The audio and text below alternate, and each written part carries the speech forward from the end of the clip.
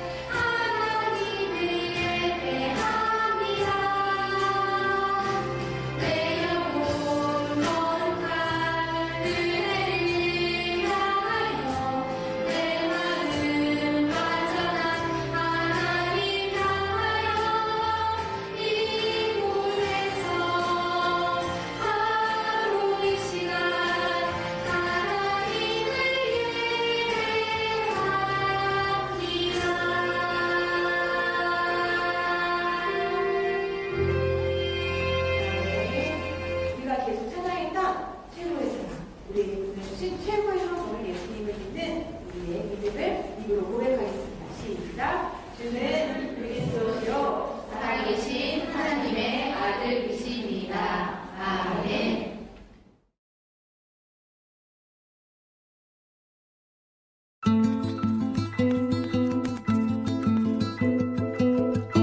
남유다 백성에게 큰 어려움이 닥쳤어요.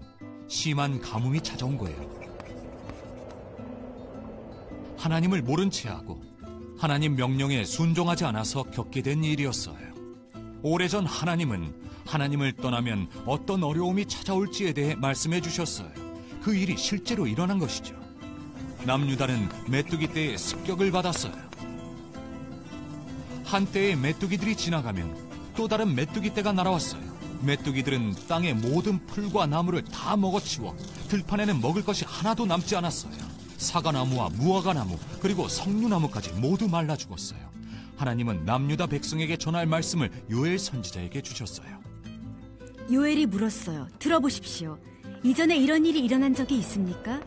이렇게 많은 메뚜기 떼가 남유다 땅을 뒤덮은 적은 한 번도 없었어요. 하나님이 메뚜기 떼를 보내신 적은 있었죠. 어떤 사람들은 이집트에서 탈출할 때 이야기를 기억했을지도 몰라요. 모세를 통해 하나님의 백성을 구원하실 때 하나님은 이집트 사람들의 죄를 벌하시기 위해 메뚜기 떼를 보내셨죠. 남유다의 메뚜기 떼를 보내 그들의 죄를 벌하고 계신 거예요. 요엘은 하나님께 용서를 구하라고 말했어요. 슬퍼하십시오. 하나님께 용서를 구하십시오. 여호와의 날, 심판의 날이 다가오고 있습니다. 요엘은 하나님을 믿지 않는 사람들에게 여호와의 날은 끔찍한 날이 될 것이라고 말했어요. 요엘은 그날이 어떤 모습일지 이야기했어요. 군대가 쳐들어오고 남유다를 덮칠 거예요. 모든 것이 불타버릴 거예요. 모든 사람이 두려움에 떨고 아무도 견뎌내지 못할 거예요. 요엘은 말했어요. 하나님께로 돌아오십시오. 하나님은 은혜로우시고 긍휼이 많으시며 화를 내는 데는 더디시고 사랑이 충만하시며 마음을 돌이켜 재앙을 거두기도 하시는 분이십니다. 하나님의 말씀은 그들에게 앞날에 대한 희망을 주었어요. 하나님이 비를 내려주겠다고 약속하셨어요. 풀과 나무가 다시 자랄 것이며 동물들이 목을 축일 것이다. 내가 모든 사람 위에 내 영을 부어주겠다. 나 여호와의 이름을 부르는 사람은 누구나 구원받을 것이다. 내가 유다와 예루살렘을 회복시켜주겠다. 그러나 마지막 심판의 날이 다가오고 있다. 나를 떠난 자를 심판하고 내 백성의 적들에게 벌을 주겠다. 너희는 내가 너희 하나님인 것을 알게 될 것이다. 죄에서 돌아서는 자를 용서하며 내 백성과 영원히 함께할 것이다. 요엘은 하나님의 백성에게 여호와의 날에 대해 경고했어요. 그날엔 하나님이 적들을 심판하시고 자기 백성을 풀어주시며 온 세상을 바로잡으실 거예요. 예수님을 믿고 의지하는 사람은 하나님의 벌을 피할 거예요. 예수님이 우리 대신 벌을 받으셨고 예수님의 의가 우리의 것이 되었기 때문이에요. 안녕하세요, 플러스 친구들. 우리가 긴 시간 동안 못 봤는데 전사님 벌써 친구들 얼굴이 그립네요. 우리가 오늘 함께 말씀을 보면서 하나님 은혜를 누리는 시간이 됐으면 좋겠습니다. 우리가 오늘 함께 볼 말씀은 요엘서 2장 13절입니다. 우리 성경책에 있는 친구들 우리 함께 찾아볼까요? 요엘서 2장 13절. 성경책을 다들 찾고 있겠죠? 우리 빨리 열심히 찾아서 우리 한 목소리로 같이 한번 읽어봤으면 좋겠는데요. 성경 말씀입니다. 요엘서 2장 13절. 우리가 한 목소리로 읽겠습니다. 너희는 옷을 찢지 말고 마음을 찢고 너희 하나님 여호와께 돌아올지어다. 그는 은혜로우시며 자비로우시며 노하기를 더디하시며 인애가 크시사 뜻을 돌이켜 재앙을 내리지 아니하시나니. 아멘. 오늘 우리가 함께 볼 말씀의 요엘서는 슬픈 내용도 있는 것 같고 기쁜 내용도 있는 것 같아요. 근데 오늘 전사님이 친구들과 함께 나눌 내용은 요엘을 통한 하나님의 마음이에요. 여러분, 1년 중에 여러분이 제일 좋아하는 날이 언제인가요? 생일날? 크리스마스? 또는 뭐 즐거운 날이 많이 있겠죠? 전도사님은 1년 중에 가장 즐거운 날이 언제일까요? 아마 전사님은 1년 중에 명절이 가장 즐거운 것 같아요. 왜냐하면 맛있는 음식도 있고 또한 가족들도 만날 수 있고 또한 친구들과 즐거운 시간을 보낼 수 있기에 아마 명절이 가장 즐거운 날이 아닐까 생각해요. 특히 명절이 되면 전사님은 고향으로 돌아갈 수 있다는 생각에 아마 명절이 가장 즐겁고 행복한 일이 아닐까 해요. 고향에는 그리운 친구들도 있고 또한 전사님의 부모님 또는 기타 가족들이 있기 때문에 명절에 고향으로 돌아가는 길은 언제나 즐겁고 행복해요. 그런데 만약 그 고향이 가뭄이 심하고 먹을 것이 없고 사람이 살기 힘든 땅이 되어버린다면 아마 전사님은 큰 슬픔에 빠질 것 같아요. 친구들은 어떤가요? 친구들이 살고 있는 땅이 가뭄이 들고 또한 먹을 것이 없고 힘든 땅이 되어버린다면 아마 친구들도 슬픈 마음이 생겨버릴 것 같아요. 우리가 오늘 본 본문 말씀에 보면 남유다 백성이 이런 슬픈 마음을 가진 백성이 되어버렸어요. 이들은 하나님을 믿는 하나님의 백성이었는데 어느 날 하나님을 떠나버렸고 이들은 더 이상 하나님 안에서 기쁨 또는 즐거움이 없는 백성이 되어버렸어요. 이들은 왜 이렇게 됐을까요? 오늘 요엘서에 보면 이들은 하나님을 알지 못하고 하나님을 모른 척하며 하나님 앞에 죄를 범하는 일을 일삼았어요. 그래서 하나님께서 이 백성들에게 죄를 내리셨어요. 죄에 대한 벌을 내리셨어요. 얼마나 힘든 일일까요? 이들 가운데 행복한 일도 있고 즐거운 일도 있고 또 먹을 것이 풍성한 땅이었는데 하나님께 죄를 짓고 벌을 받으면서 더 이상 그런 땅에 살지 못하는 백성이 되어버렸어요. 아무도 상상할 수 없는 벌을 받았어요. 여러분 오늘 말씀에 보면 아까 영상에도 봤지만 이들에게 엄청난 메뚜기 떼와 가뭄의 벌이 임하여서 더 이상 먹을 것도 또한 그들이 행복하게 지낼 땅도 남아있지 않았어요. 이스라엘 백성이 살면서 한 번도 겪어보지 못한 어려움과 벌이었어요. 오늘 요엘서의 요엘은 얘기해요. 이런 메뚜기 떼는 하나님께서 이스라엘 백성을 이집트에서 구원해내실 때 내렸던 재앙 중에 하나였던 메뚜기 떼의 재앙과 같은 재앙이지 이스라엘이 지금까지 살면서 이런 벌을 받아본 적이 없다고 했어요. 그래서 이스라엘 백성은 어떻게 대처해야 될지를 몰랐어요. 슬픔에 빠졌고 어떻게 해야 될지 모르는 그런 아픔 속에서 지내고 있었죠. 세상에서 한 번도 겪어보지 못한 어려움이었어요. 백성들에게 요엘은 얘기했어요. 이런 어려움이 있는데 이런 어려움은 당신들의 죄 때문입니다. 여러분의 죄 때문에 이렇게 벌을 받게 되었어요. 그런데 죄가 있으면 벌을 받는 건 당연한 거예요. 그렇기 때문에 이런 벌은 당연하지만 이렇게 힘들게 만드는 죄에 대한 벌이지만 하나님은 이 죄의 벌로 끝나시지 않는다는 걸 오늘 요엘은 얘기해 주고 있어요. 아까 전도사님이 얘기했지만 죄를 지으면 사람은 당연히 벌을 받게 돼 있어요. 세상에서도 죄를 지으면 그에 대한 벌을 받는데 이 남유다 백성도 하나님 앞에 죄를 지었기 때문에 그에 합당한 벌을 받았어요. 하지만 세상에서는 벌을 받고 그것으로 끝나지만 하나님은 그를 벌을 받은 백성들이 다시 하나님께로 돌아온다면, 다시 마음을 들어서 하나님을 사랑한다면 용서해 주신다는 것을 오늘 요엘서를 통해서 우리에게 말씀해 주고 계세요. 그래서 요엘은 얘기했어요. 뭐라고 얘기했냐면 이스라엘 백성이여 빨리 돌아오라. 왜냐하면 죄에 대한 벌에 더 이상 아픔을 겪지 말고 빨리 하나님께 돌아와야지 하나님이 이들을 용서해 주실 거라는 걸 요엘은 알고 있었기 때문이에요.